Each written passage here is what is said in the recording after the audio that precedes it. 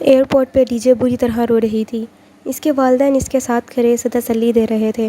حیا کچھ دور تو اسے چپ کروانے کی کوشش کرتی رہی، پھر عاجزی سے ہو کر قدرے فاصلے پر جا کھڑی ہوئی اور جیکٹ کی جیبوں میں ہاتھ ڈالے بڑے سکون سے ڈیجے کو روتے دیکھتی رہی۔ آج اس نے شلوار قمیض پہ سیاہ جیکٹ پہن رکھی تھی اور دوپٹہ مفلر کی طرح گردن سے لپٹا تھا۔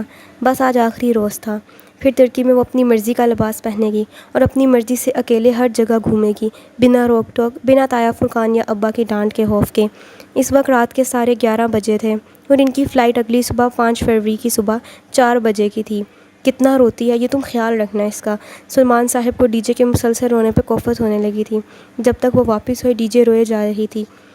اس کے آنسو تب جا کر تھمے جب اتحاد ایئر لائنز کی وہ پاکستانی نژد آفیسر ان کے پاس آئی اور بہت شائستگی سے ان کو مخاطب کیا۔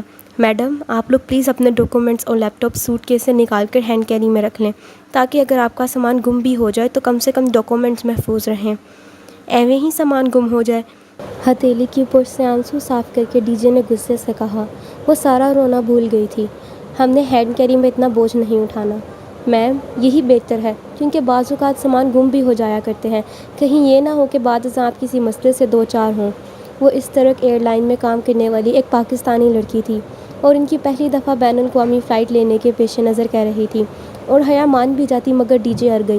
ہرگز نہیں، ہم نے اتنا بھاری ہینڈ کیری نہیں اٹھانا، پلین میں آپ کو نہیں اٹھانا پڑے گا۔ آفیسر کی شائستگی بھرمی میں بدلنے لگی۔ پلین میں جانے تک تو اٹھانا ہی پڑے گا، پھر تو ترکی میں آپ پر اللہ ہی رحم کرے۔ وہ پیر پٹکتی چلی گئی تو ڈیجے نے اپنی متورم آنکھوں اور فاتحانہ مسکراہٹ کے ساتھ حیا کو دیکھا اور انگلی سے اینک پیچھے کی۔ انسان کو کوئی چیز نہیں ہرا سکتی جب تک کہ وہ خود ہار نہ مان لے۔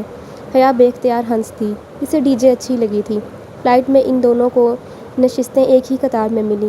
درمیانی راستے کے دائیں طرف جڑی 3 نشستوں میں سے کھڑکی کے ساتھ والی حیا کو ملی اور راستے والی نشست ڈیجے کو۔ درمیانی نشست خالی تھی۔ کیا ہی مزہ آ جائے حیا اگر اس سیٹ پہ کوئی ہینڈسم اور چارمنگ سا لڑکا آ کر۔ ڈیجے کے الفاظ ادھورے ہی رہ گئے۔ ایک بھاری بھرکم سے پاکستانی صاحب جو اپنے 2 پیس میں بے حد پھنسے پھنسے سے لگ رہے تھے، اطمینان سے چلتے ہوئے آئے اور دھپ سے ان دونوں کے درمیان بیٹھ گئے۔ حیا غیر آرام دہ محسوس کر کے مزید کھڑکی کی طرف کھسک گئی اور ختیجہ مخالف سمت۔ مجھے عثمان شبیر کہتے ہیں، شیخ عثمان شبیر۔ اپنی بھاری آواز میں وہ خوش دلی سے گویا ہوئے۔ نائس۔ حیا بظاہر اپنے چھوٹے سے گولڈن کلچ کو کھول کر کچھ تلاش کرنے لگی۔ یہ وہی کلچ تھا جو داور بھائی کی مہندی پہ اس نے گولڈن لہنگے کے ساتھ لیا تھا۔ گڈ۔ ڈیجے نے میگزین اٹھا کر چہرے کے سامنے پھیلا لیا۔ میں ترکی سے آیا ہوں، دراصل وہیں رہائش پذیر ہوں، میری بیوی اور بیٹا بھی وہیں رہتے ہیں۔ حیا مزید اپنے پرس پہ جھک گئی اور ڈیجے نے میگزین چہرے کے اتنا قریب کر لیا کہ اس کی ناک صفحات کو چھونے لگی۔ مگر وہ میرا بیٹا نہیں ہے۔ جانتی ہو وہ کس کا بیٹا ہے؟ مزید نظر انداز کرنا بیکار تھا۔ حیا نے رخ عثمان شبیر کی جانب موڑا اور ڈیجے نے بیزاری سے میگزین نیچے کر لیا۔ آپ بتائیں کس کا بیٹا ہے وہ؟ عثمان شبیر کو شاید صدیوں سے کسی سامنے کی تلاش تھی۔ وہ اپنی داستان حیات فوراً ہی شروع کر بیٹھے۔ ڈیجے مسلسل جمائیاں روک رہی تھی اور حیا شدید متلی محسوس کر رہی تھی۔ وہ کل صبح کی جاگی ہوئی تھی اور اب اس صبح کے 4:30 بج رہے تھے۔ اوپر سے جہاز کا سفر۔ اس نے ڈیجے کے سامنے ظاہر نہیں کیا تھا کہ وہ پہلی بار جہاز میں بیٹھ رہی ہے۔ آخر ڈیجے کیا سوچتی ہے، کیسی لڑکی ہے، کبھی ہوائی سفر ہی نہیں کیا، اب کیا بتاتی کہ کبھی کوئی ایسی صورت ہی نہیں بن سکی۔ اس سب پہ مستعظم صاحب کی المناک داستان، جو مختصر کچھ ایسی تھی کہ وہ اور ان کی بیگم عرصہ 3 سال سے ترکی میں رہائش پذیر تھے۔ چونکہ اولاد نہیں تھی اس لیے انہوں نے عثمان صاحب کے ایک کزن کا بیٹا گود لیا تھا۔ وہ بیٹا بے جا لاڈ پیار سے خاصا بگڑ چکا تھا، اس صورتحال کو سنوارنے کے لیے انہوں نے اپنی بھانجی سے اس کا رشتہ طے کر دیا تھا، جس پہ 8ویں فیل بھانجی صاحبہ بہت خوش اور بیٹا بہت ناراض تھا، اور اس کے پیشتر کہ وہ اپنی پاکستان آمد کی وجہ بیان کرتے مینیو کارڈز آ گئے۔ وہ دونوں پھر سے تازہ دم ہو گئی۔ مینیو پہ کچھ نام جانے پہچانے اور کچھ اردو سے ملتے جلتے تھے۔ حیا نے ڈیجے کی طرف سوالیہ نگاہوں سے دیکھا۔ درمیان میں موجود بھاری بھرکم دیوار کے باعث وہ آگے ہو کر بیٹھی تھی۔ کچھ سمجھ میں نہیں آ رہا تھا کہ کیا منگوائیں۔ ٹرکش فوڈ بہت زبردست ہوتا ہے اور ترک لوگ کھانے کے بہت شوقین ہوتے ہیں، میں بتاتا ہوں کہ کیا منگواؤں۔ دونوں نے ایک دوسرے کو دیکھا اور پھر حیا نے ہتھیار ڈال دیے۔ بہت بہتر، بتائیے۔ وہ گہری سانس لے کر پیچھے ہو کر بیٹھ گئی۔ پہلے تو سیادیت سمک منگواتے ہیں، یہ روایتی ترک چاول ہے، سفید مچھلی، فرائیڈ پیاز اور کاجو کے ساتھ۔ मशरूम एंड चीज़ ऑमलेट, ज़रा आलू। वो बहुत इत्मीनान से ऑर्डर लिखवाते गए, मगर जब खाना आया तो हया का दिल ख़राब होने लगा। खाने की खुशबू सूंघकर ही इसका जी मतलाने लगा था। उस्मान शबीर बड़े बड़े लुक़मे लेते मज़े से खा रहे थे। डीजे बमुश्किल एक चमचा लेकर ही दूर हुई। हया भी बदमज़ा हो गई थी। इतना फीका खाना इसने आज तक नहीं खाया था। बमुश्किल चखकर इन्होंने बर्तन परे कर दिए। उस्मान शबीर अभी तक पूरी दिलजमी से खा रहे थे। अजीब सी खुशबुएं इसकी नथों में घुस रही थी। अगर यही तुर्क फूड था तो इसे लगा तुर्की में 5 माह वो भूखी रहेगी। ऐसा जी तो इसका डेवो बस में भी नहीं मतलाता था जैसे इधर हो रहा था। वो चेहरे पे दुपट्टा रखकर सो गई। इस्लामाबाद से पूरे 2.5 घंटे बाद इन्होंने अबू धाबी एयरपोर्ट पे उतरना था। वहाँ कुछ देर का क़याम था और फिर इस्तांबुल। अबू धाबी एयरपोर्ट से कबल खिड़की के पार ज़मीन का गुलाई में कटाव दिखाई देने लगा था। ज़मीन का वो पूरा इतना हसीन था कि इसकी सारी बेजारी और नींद भाग गई। वो महूसी यकतक से वो मंजर देखे गई। अबू धाबी एयरपोर्ट पर इन्होंने टर्मिनल 3 पे लैंड किया था। इसकी फ़्लाइट इन्होंने टर्मिनल 1 से पकड़नी थी, मगर पहले घर फ़ोन करना था। वो दोनों आगे पीछे तेज़ तेज़ चलती कॉलिंग कार्ड ख़रीदने गई। 5 यूरो का तसलात का कार्ड ख़रीदा और फ़ोन बूथ की तरफ भाग गई। कतार में फ़ोन बूथ लगे थे। हया ने एक एक करके पहले तीनों पे कार्ड लगाने की कोशिश की, मगर कार्ड था कि डरने का नाम ही ना ले। इससे एयरपोर्ट पे फ़ोन बूथ इस्तेमाल करने का पहला तजर्बा था। कुछ समझ में नहीं आ रहा था कि क्या करें। हया, इस बंदे को देखो, जैसे ये कार्ड डाल रहा है वैसे ही डालो। डीजे ने इसे कोहनी मारी तो हया ने पलट कर देखा। चौथे बूथ पे एक शख्स इनकी तरफ पुश्त किए अपना कार्ड डाल रहा था। हया को दिखाई नहीं दे रहा था कि वो कौन सा तरीका इस्तेमाल कर रहा है, सो वो डीजे का हाथ थामे इसके सर पर जा पहुंची। वो रिसीवर कान से लगाए नंबर मिला रहा था। प्लीज़ हमें ये कार्ड डाल दें, मैं इसे डाल नहीं पा रही। हया ने कार्ड इसकी तरफ बढ़ाया। वो चौंक कर देखा। वो स्याह रंगत, घुंघरेले बालों और ऊंचे कद का हबशी था। इसने एक हाथ से कार्ड देते हुए इन दोनों लड़कियों पर निगाह डाली। एक स्याह लंबे बालों और बड़ी आंखों वाली खूबसूरत सी लड़की जो जैकेट की जेबों में हाथ डाले खड़ी थी। दूसरे बड़े चश्मे और ढीली पोनी वाली लड़की जिसने स्वेटर तय करके बाजू पर डाल रखा था। दोनों मुंतज़िर से इसे देख रही थीं। अच्छा, मैं ज़रा बात कर लूँ फिर। इसे शायद कान से लगे रिसीवर में कोई आवाज़ सुनाई दी थी, तभी रुख मोड़ गया। वो दोनों इसी तरह खरीद से देखती रहीं। इनसे वो अंग्रेज़ी में मुखातिब हुआ था, मगर अब फ़ोन पे अरबी में बात कर रहा था।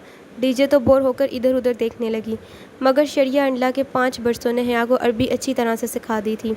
इंटरनेशनल इस्लामिक यूनिवर्सिटी में अपने LLB के पहले बरस इनको अरबी ही सिखाई जाती थी और इनकी क्लासेस में अल्जीरन और मिस्री उस्तादा इन्हें अरबी में ही लेक्चर्स दिया करते थे।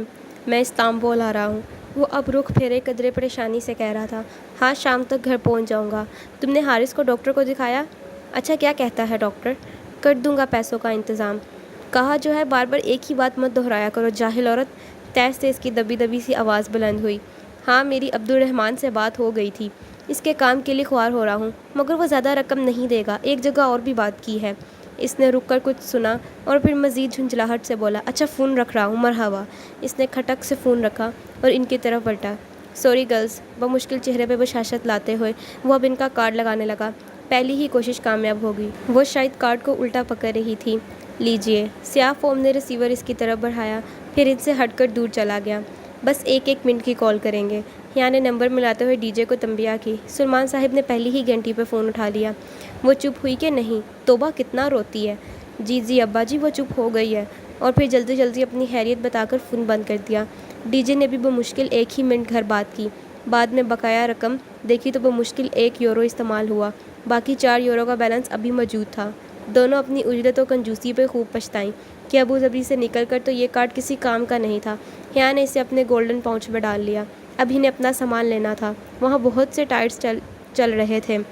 हर टायर पर बैग्स और सूटकेस कतार में रखे चले आ रहे थे। इन्हें कितन इल्म नहीं था कि अपने बैग्स को कहाँ तलाशें। वह दोनों बदहवासी से एक टायर से दूसरे की तरफ भागने लगी। डीजे का थोड़ी देर में ही सांस फूल गया। कभी हया को एक जगह अपना स्याह सूटकेस का गुमान गुजरता तो वो डीजे का हाथ खींचकर इधर भागती, मगर करीब से देखने पर वो किसी का बैग निकलता। तो कभी डीजे अपने बुरे थैले को पहचान कर चलाते हुए एक तरफ दौड़ती, मगर इस पे किसी और का नाम दर्ज होता था। हया, बताओ अब बैग्स कहाँ से ढूंढे? डीजे ने परेशानी से इसे देखा। इसका सांस धूमकी की तरह चल रहा था। हया ने बमुश्किल थूक निकली और चेहरे पे आते बाल कानों के पीछे आर्च से। अब सच बोलने का वक्त था। डीजे, मुझे सच में समझ नहीं आ रही। मैं आज ज़िंदगी में पहली दफ़ा जहाज़ में बैठ रही हूँ। डीजे ने चंद लम्हे इसका चेहरा देखा। پھر اپنی ہتھیلی اس کے سامنے پھیلائی۔ ہاتھ مارو، میں بھی آج پہلی دفعہ جہاز میں بیٹھی ہوں۔ حیا نے زور سے اس کے ہاتھ پہ ہاتھ مارا اور دونوں ہنس پڑیں۔ کافی دیر بعد ان کو ٹائرز کی لسٹ نظر آئی جس پہ ہر فلائٹ کے محسوس ٹائر کا نمبر درج تھا۔ فہرست دیکھ کر 2 منٹ میں ہی اپنا مطلوبہ ٹائر مل گیا۔ سامان لے کر حیا اتنی تھک چکی تھی کہ جب ڈی جے نے وہیں ایک جگہ چمکتے فرش پہ بیٹھنے کو کہا تو وہ اپنا سارا نخرہ اور غرور بالائے طاق رکھ کر ادھر زمین پہ بیٹھ گئی۔ اپنے بیگز کے ساتھ وہ دونوں اب مزے سے فرش پہ بیٹھیں ہر آتے جاتے کو دیکھ رہی تھیں اور ارد گرد محض نفیس لوگ حیرت سے ان کو دیکھتے ہوئے گزر رہے تھے۔ ٹرمینل 1 سے جو پرواز ان کو ملی اس میں بھی عثمان شبیر ساتھ ہی تھے۔ اپنی داستان حیات فراموش کر کے وہ اب ان کی طرف متوجہ ہوئے اور ان کا انٹرویو کرنے لگے۔ کون ہو؟ کہاں سے آئی ہو؟ کیوں آئی ہو؟ ترکی میں کدھر جانا ہے؟ کیوں جانا ہے؟ سبحان جی یونیورسٹی، انہوں نے اتنی بلند آواز میں دہرایا کہ اگلی نشست پر بیٹھی ترک خاتون نے گردن موڑ کر قدرے اونچا ہو کر ان کو دیکھا۔ سبحان جی، اس سے آگے خاتون نے قدرے ستائش سے چند الفاظ ترک میں کہے جو حیا کو سمجھ نہ آئے۔ جواباً عثمان شبیر نے اپنی بھاری بھرکم آواز میں کچھ کہا تو وہ خاتون قدرے گڑبڑا کر واپس رخ پھیر گئی۔ آپ نے ان کو کیا کہا؟ حیا نے کری نگاہوں سے انہیں گھورا۔ کچھ نہیں، تم بتاؤ۔ یہ پاکستان میں والدین اتنے آزاد خیال کب سے ہو گئے کہ جوان بچیوں کو اکیلے ترکی بھیجتے ہیں؟ اکیلے نہیں ہیں، ہم پورا گروپ ہے۔ ہم 2 اسٹوڈنٹس ہیں اور باقی فیکلٹی ممبران ہیں جو 2 روز قبل روانہ ہو چکے ہیں، مگر انہوں نے تو جیسے سنا ہی نہیں۔ خیر، اب اکیلی جا رہی ہو تو خیال رکھنا کہ… اور پھر ان کا وعظ شروع ہو گیا۔ نماز پڑھا کرو، قرآن پڑھا کرو، پردہ کیا کرو، سچ بولا کرو، اللہ سے ڈرو۔ غرض ہر وہ بات جو اپنے بیٹے کی تربیت کے وقت انہیں بھول گئی تھی اب اچانک یاد آ گئی۔ حیا نے قدرے جھنجھلا کر رخ پھیر لیا۔ دوپہر 2 بجے کھڑکی کے اس پار نیچے، بہت نیچے، وہ پرفسوں منظر پھیلنے لگا۔ مرمر کا سمندر، اوپر بادل اور برف، یوں جیسے نیلی چادر پہ سفید روئی کے گالے تیر رہے ہوں۔ وہ اس منظر کے سحر میں کھوتی چلی گئی۔ جہان سکندر کا ترکی اس کے قدموں تلے تھا۔ یہ رکھ لو۔ پرواز اترنے کا اعلان ہونے لگا تو نہایت زبردستی عثمان شبیر نے اپنا وزٹنگ کارڈ اسے تھمایا۔ اس پہ میرے گھر، سیل اور آفس کے نمبرز لکھے ہیں۔ کبھی کبھار میں گھر پہ نہیں ہوتا اور کبھی کبھار میرا سیل بھی آف ہوتا ہے، مگر آفس کے نمبر پہ میں ہمیشہ ملتا ہوں۔ میری سیکٹری کی فضولیات سے بچنے کے لیے ڈائریکٹ میرے پرائیویٹ نمبر ڈائل کرنا۔ وہ ہے 14 یعنی 14، کیونکہ میری اور پاکستان کی تاریخ پیدائش 14 اگست ہے۔ رکھ لو، ضرورت پڑ سکتی ہے۔ عثمان شبیر سے بمشکل جان چھوٹ رہی تھی۔ ان کو کبھی کال کرنا یا دوبارہ ملاقات کا تصور ہی حیا کے لیے سہانے روح تھا۔ پھر بھی ان کے اصرار پر اس نے اپنی سنہرے پاؤچ میں وہ کارڈ بغیر دیکھے رکھ لیا۔ اتا ترک انٹرنیشنل ایئرپورٹ، استنبول کی یورپی طرف واقع تھا۔ یہ اسے بعد میں علم ہوا تھا، البتہ جو بات ہمیشہ سے معلوم تھی وہ یہ تھی کہ استنبول دنیا کا وہ واحد شہر تھا جو 2 خطوں کو باہم ملاتا ہے، یورپ اور ایشیا۔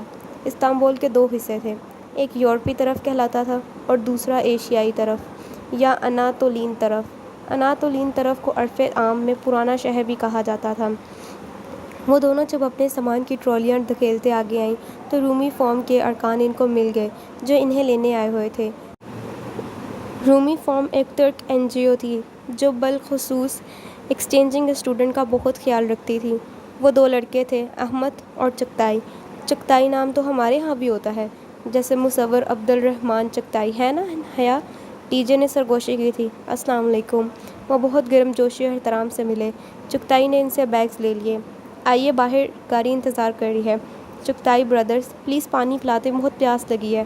حیا کی طرح ڈی جے بھی پیاس سے بحال تھی۔ چغتائی نے سر اصابت میں ہلایا اور احمد کے ساتھ سامان اٹھانے لگا۔ پھر وہ دونوں ان کے آگے چلتے ہوئے باہر کی طرف بڑھ گئے۔ بے حد مہمان نواز قوم کے اس سپوت نے ان کو پانی کیوں نہیں پلوایا؟ یہ معامہ وہ ساری زندگی حل نہیں کر سکی۔ قومی امکان یہ تھا کہ چغتائی کی انگریزی کمزور تھی، جس کے باعث وہ ان کا مدعا سمجھ نہیں پایا تھا۔ باہر نکلنے سے قبل انہوں نے اپنی رقم ترک لیرہ اور یوروز میں تبدیل کروا لی تھی۔ 1 لیرہ پاکستانی 55 روپے کا تھا اور 1 یورو 125 روپے کا۔ 55 125۔ ڈی جے زیر لب کرنسی کی مالیت کا حساب لگاتی اور ان کی قیمت یاد کرتی باہر آئی تھی۔ ایئرپورٹ کا دروازہ کھلتے ہی سردی کی ایسی یخ بستہ ہڈیوں میں گھستی، خون منجد کرتی لہر نے ان کا استقبال کیا کہ چند لمحوں میں حیا کے ہونٹ نیلے پڑنے لگے۔ یہاں مری اور ایوبیا کی سرد ترین ہوا سے بھی کئی گنا سرد ہوا چل رہی تھی۔ حیا نے بے اختیار بازو سینے پہ لپیٹ لیے۔ وہ ٹھٹرنے لگی تھی۔ ان کا سامان خاصا وزنی اور بے تحاشا تھا۔ دونوں لڑکے سرمئی رنگ کی ہائی ایس میں بیگز رکھتے ہانپ گئے تھے۔ آپ واقعی اس طرح 5 ماہ کے لیے آئے ہیں؟ چغتائی نے سادگی سے پوچھا تو احمد نے اسے گھور کر موضوع بدل دیا۔ ہماری روایت ہے کہ جو بھی ترکی ایئرپورٹ سے استنبول آتا ہے ہم اسے سب سے پہلے سلطان ایوب انصاری رضی اللہ عنہ کے مزار پر لے کر جاتے ہیں۔ اس سے اس کا ترکی میں قیام اچھا گزرتا ہے، احمد کہہ کر بیگ گاری میں رکھنے لگا تو ڈی جے نے سرگوشی کی، مگر حیا یہ تو توہم پرستی اور شرک۔ اس نے زور سے کوہنی مار کر ڈی جے کو خاموش کرایا، پھر اندر بیٹھتے ہوئے دبی آواز میں گھڑکا، میزبانوں سے اس سردی میں بحث کی تو وہ تمہیں یہیں چھوڑ کر چلے جائیں گے پاگل، صبح تک منجمد ہو کر پڑی ہوگی اور آئندہ ترکی آنے والی سب سے پہلے تمہارے منجد مجسمے کی زیارت کیا کریں گے۔ احمد کو ٹوٹی پھوٹی انگریزی آتی تھی سو وہ سارا رستہ گرد و پیش کے متعلق بتاتا رہا۔ حیا کو اس سفر نامے سے دلچسپی نہ تھی سو رخ پھیرے کھڑکی کی طرف دیکھ رہی تھی۔ وہ جو امریکی فلموں والی بلند و بالا عمارت کی آس لگائے بیٹھی تھی قدرے مایوس ہوئی، کیونکہ استنبول شروع میں تو یوں لگا جیسے اسلام آباد ہو، مگر آہستہ آہستہ غور کرنے پہ محسوس ہوا کہ نہیں، وہ واقعی یورپ تھا۔ دکانوں کے چمکتے شیشے، صاف سڑکیں، مغربی لباس میں پھرتے لوگ، دکانوں کی چھتوں اور درختوں کے اوپر پڑی برف اور سڑک کنارے بچھی برف کی تہیں گویا سفید گھاس ہوں۔ عجیب بات یہ تھی کہ اس کی قہر اور سردی میں بھی ترک لڑکیاں بڑے مزے سے منی اسکرٹس میں ملبوس ادھر ادھر گھوم رہی تھیں۔ خدا کرے آج رات برف نہ پڑے۔ چغتائی نے موڑ کاٹتے ہوئے ایک پرتشویش نگاہ باہر پھیلی برف زار پہ ڈالی۔ ہاں خدا کرے رات واقعی برف نہ پڑے، احمد نے تائید کی۔ حیا اور ڈی جے نے ایک دوسرے کو دیکھا اور پھر ڈی جے آہستہ سے اردو میں بڑبڑائی، ایویں نہ پڑے، خود تو برف باری دیکھ دیکھ کر اکتا چکے ہیں، ہمیں تو دیکھنے دے، اللہ کرے رات برف ضرور پڑے، آمین ثم آمین۔ اور حیا نے دل سے اس کی تائید کی۔ ونڈو اسکرین کے اس پار یورپین شہر کا اختتام دکھائی دے رہا تھا، آگے نیلا سمندر بہہ رہا تھا اور اس کی دوسری طرف استنبول کا ایشیائی حصہ آباد تھا۔ دونوں حصوں کو ایک عظیم الشان پل نے جوڑ رکھا تھا، دو خطوں کا ملاپ، دو تہذیبوں کا سنگم۔ مرمرا کے سمندر کا جو حصہ استنبول کے درمیان سے گزرتا ہے اسے بوسفورس کا سمندر کہا جاتا ہے۔ اس پل کا نام بھی باسفورس برج ہے، احمد بتانے لگا، مگر ہم تو مزار پہ جا رہے تھے جو کہ یورپین حصے میں ہی ہے۔ پھر پل عبور کرنے کا مقصد؟ قریب آتے پل کو دیکھ کر حیا نے حیرت سے پوچھا، کیونکہ پل کے اس طرف اناتولین شہر تھا۔ ہم نے پل عبور نہیں کرنا، اس کے قریب سے کسی کو اٹھانا ہے، ہم دونوں یہاں سے چلے جائیں گے، آگے مزار تک آپ کو اسی نے لے کر جانا ہے۔ چغتائی نے گاڑی ایک طرف روک دی۔ احمد اب لاک کھول کر باہر نکل رہا تھا۔ حیا نے اس خوبصورت اونچے پل کو دیکھا اور سوچا کہ کتنے برس وہ اسی پل پر سے گزرا ہوگا، کتنی ہی دفعہ اس نے بوسفورس کے نیلے پانیوں پہ چاند کی پریوں کا رقص دیکھا ہوگا۔ جب وہ اس سے ملے گی تو کیا اس کی آنکھوں میں استنبول کی سفید گھاس سی برف جمی ہوگی یا مرمرا کے پانیوں کا جوش ہوگا، اور کیا وہ کبھی اس سے مل پائے گی؟ اس خیال سے اس کا دل جیسے مرمرا کے سمندر میں ڈوب کر کسی لٹی پٹی کشتی کی طرح ہولے سے ابھرا تھا۔ کھڑکی کے اس پار سے ایک دراز قد لڑکی کار کی طرف چلی آ رہی تھی، چہرے کے گرد اسکارف لپیٹے، بلیو جینز کے اوپر گھٹنوں تک آتا سفید کوٹ پہنے، وہ کوٹ کی جیبوں میں ہاتھ ڈالے سر جھکائے چلتی آ رہی تھی۔ اس کی رنگت استنبول کے سورج کی طرح سنہری اور آنکھیں بوجھل بادلوں کی مانند سرمئی تھیں۔ وہ لڑکی ان دونوں ترک لڑکوں کے پاس پہنچی اور مسکراتے ہوئے چغتائی کے ہاتھ سے چابی لی۔ رحمت پیچھے کھڑی ہائیس کی جانب اشارہ کر کے کچھ کہنے لگا۔ وہ لڑکی اپنی نرم مسکراہٹ کے ساتھ سر ہلاتی سنتی گئی، پھر وہ دونوں چلے گئے اور وہ لڑکی کار کی طرف آئی، دروازہ کھولا اور ڈرائیونگ سیٹ پر بیٹھ کر گردن پیچھے گھمائی۔ السلام علیکم، اور ترکی میں خوش آمدید۔ اس کی انگریزی شائستہ اور انداز بے حد نرم تھا۔ حیا نے محسوس کیا کہ ترک السلام علیکم کے بجائے السلام علیکم کہتے تھے۔ وعلیکم السلام۔ حیا نے اس کا برا ہاتھ تھاما تو اسے لگا اس نے اتنا نرم ہاتھ کبھی نہیں چھوا، وہ ہاتھ نہیں گویا مکھن کا ٹکڑا تھا۔ میرا نام حالے نور ہے، میرا تعلق رومی فارم سے ہے، میں سانجی سے میٹیریل سائنس اینڈ انجینئرنگ میں ایم ایس کر رہی ہوں۔ ایئرپورٹ پہ آپ کو لینے کے لیے بھی مجھے ہی آنا تھا، مگر میں کہیں پھنس گئی تھی اس لیے نہیں آ سکی، بہت معذرت۔ اس نے کار واپس موڑ دی تھی۔ حیا سلیمان، ختیجہ رانا۔ ان کا تعارف کو حالے نور نے اپنی محسوس مسکراہٹ کے ساتھ سنا اور سر اصابت میں ہلایا۔ وہ واقعی نور کا حالہ تھی، دھلی ہوئی چاندنی۔ اب ہم انصاری محلہ جا رہے ہیں، وہ اسٹیئرنگ وہیل گھماتے ہوئے کہہ رہی تھی۔ محلہ؟ اردو والا محلہ؟ حیا، ڈی جے نے دھیرے سے سرگوشی کی، شاید تبھی تو کہتے ہیں کہ اردو ترک سے نکلی ہے۔ تم نے میٹرک میں اردو زبان کے مضمون میں اس فقرے کا رٹا نہیں لگایا تھا کہ لفظ اردو ترک زبان سے نکلا ہے جس کے معنی لشکر کے ہیں؟ ڈی جے نے چہک کر فقرہ مکمل کیا۔ ایوب سلطان جامعہ کے بیرونی بازار کا نام ہے انصاری محلہ۔